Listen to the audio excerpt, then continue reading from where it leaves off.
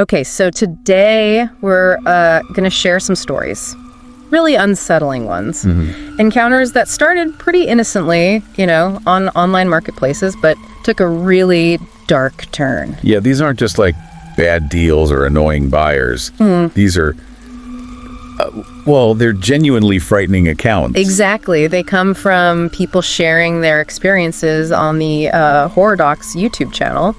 We've got 3 stories lined up. 3 pretty distinct unnerving incidents. So the first one, this goes back a few years. Someone was getting ready to moving out of state. Right. And they did what a lot of us do, use Craigslist to, clear out some household stuff fast. And they priced it low. Yeah. Right. The main thing was speed, not profit. Totally. Just needed it gone, which maybe unfortunately kind of set the scene for what happened next. Yeah, that urgency.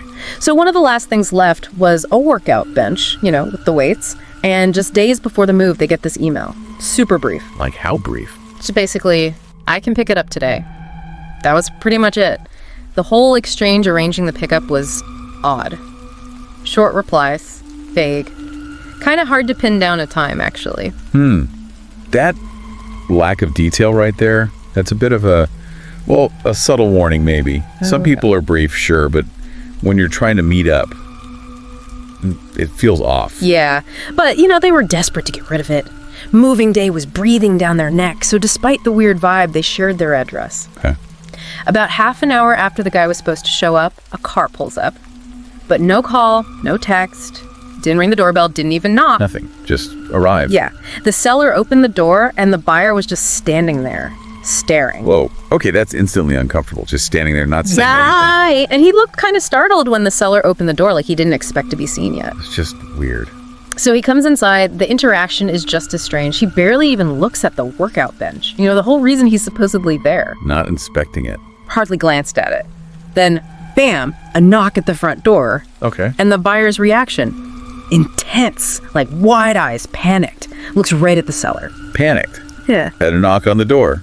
That suggests, something else is going on. Either he's expecting trouble or involved in something sketchy. For sure. So the seller starts to go answer the door, and the buyer grabs their arm, like physically stops them. Whoa. Okay, no. That's crossing a line. Big time. Before the seller can even process that, the buyer rushes to the door himself, throws it open, and there are 3 other men standing right there on the porch. Oh, man. 3 more guys. Wow. After all that strangeness, this sounds like it was planned. Definitely not good. Yeah. Thankfully, that moment, him opening the door gave the seller a chance. They bolted out the back door. Smart move. Run first. Ran straight to a neighbor's house, called the police, and while they were waiting, hiding at the neighbor's, they saw movement inside their own house. Oh, that's terrifying. See people in your house right after you barely escaped? Just wow, the vulnerability. Horrible. When the police got there, they didn't find much. The house was mostly empty anyway because of the move. So the guys were gone. Gone. No real evidence left. We still don't know what those 4 guys were planning. Robbery. Assault. Something worse. The not knowing almost makes it worse, doesn't it? It really does. The seller was absolutely convinced they dodged something terrible. And they swore off Craigslist completely after that. You really have to wonder what the real plan was. It's a chilling reminder, isn't it? Inviting strangers to your home. The communication was off, the arrival was off, the reaction to the knock. It all points to danger. That ambiguity about their motive is deeply unsettling. Okay, story number 2 shifts perspective. This time, it's someone buying something on Craigslist. Right. They just moved, needed some outdoor furniture, patio stuff, didn't want to spend a fortune. Makes sense. You check the online marketplaces first, hoping for a bargain. Exactly. So they're scrolling, seeing a lot of junk, overpriced stuff. Yeah. Then they spot this set 2 chairs and a table. Looked nice in the pictures, decent price. Found a potential winner. Yeah. So they email the seller, a guy named Jared. Quick exchange. Jared mentions some minor shipping scratches, no big deal. They agree to meet the next day around 6 p.m. at his place. Pretty standard so far. Until they get there, pull up to the house, and immediately something feels wrong. How so? It's 6 p.m., still light out, but all the lights in the house are off, except the porch light, just dark. Huh. That is a bit strange for early evening. You'd expect some lights on inside, usually. Gives you a weird feeling. Totally. So they ring the doorbell. Nothing. Wait a bit. Ring again. Still nothing. They peek through the porch window. Can't see anyone inside. Okay, maybe he stepped out. Or running late. Maybe, but then they get a text from Jared. It says, come around back through the fence. Oh, okay, that's a red flag. Not, sorry, be right there, but go around back. Why the back? Exactly. It feels sneaky, right? Like he doesn't want them coming through the house for some reason. Definitely suspicious. Controlling the entry point. So, hesitantly, they go around back, and there's Jared. Shows them the furniture. It's like the scratches? That's the weird part. The furniture, it looks perfect. Yeah. Pristine, and it's arranged really nicely, almost like a display in a store. Way nicer than the description, even. Okay, that's odd too. Better than expected, but strangely staged. Yeah. And after they look at it for maybe a minute, Jared's whole vibe shifts. He gets really pushy, impatient, like, so you taking it or what? Whoa, sudden change. From showing off this perfect set to pressure, that doesn't track. If the stuff is good, why the rush? Unless something's not right. And the buyer started noticing other things too, like the way the furniture and some little decorations were placed. It felt unnatural, like it wasn't meant to be sold, just put there. almost too perfect, like it wasn't lived with. Exactly. The whole situation felt increasingly off, so the buyer says, I need to think about it. Reasonable response. Jared's reaction, not reasonable. He gets aggressive, starts moving towards the buyer as they're backing away, gets right in their space. Okay, that's it. Aggression like that when someone just wants to think. Huge warning sign. He's desperate, probably because it's not his stuff. Totally. The buyer just turned and ran. Didn't even think. Good call. And Jared chased them across the yard. But then, really weirdly, Jared suddenly stops chasing them, runs across the street, jumps into a car that was parked there, and just speeds off. What? He had a getaway car waiting. Apparently, it turns out the house, the furniture, none of it was Jared's. The real owners were on vacation. Jared was just trying to sell their stuff while they were gone. Wow, so the staging, the pushiness, the back entrance. Yeah. It all makes sense now. He was running a scam, selling stolen goods. Yeah. The big question is, how did he even know they were on vacation? How did he get in? So many creepy unknowns. That buyer definitely avoided getting caught up in something really bad, potentially dangerous. Makes you wonder how often that kind of thing is attempted. Seriously. Quick thinking saved them there. All right, our last story for today. This one involves two college grads, just finished school, looking for a house to rent together, trying to find something affordable, so they're checking. Where else? Craigslist. Ah, the rental hunt on Craigslist. Can be great, can also be sketchy. Especially for cheap places. For sure. So they find this listing, low rent, looks okay in the pictures. They send a request to see it, and they include both their phone numbers in the message. Okay, standard procedure. One of them gets a call back pretty quick from the supposed owner, a woman named Kim. She says, yeah, you can see it tomorrow, but she also mentions she has, other tours scheduled. Puts a bit of pressure on. Classic tactic. Creating urgency. Better grab it now. Right. And because they had a scheduling conflict, couldn't both go at the time Kim offered, and they were worried about losing the place. One roommate decided to just go alone, take pictures for the other one. Oof.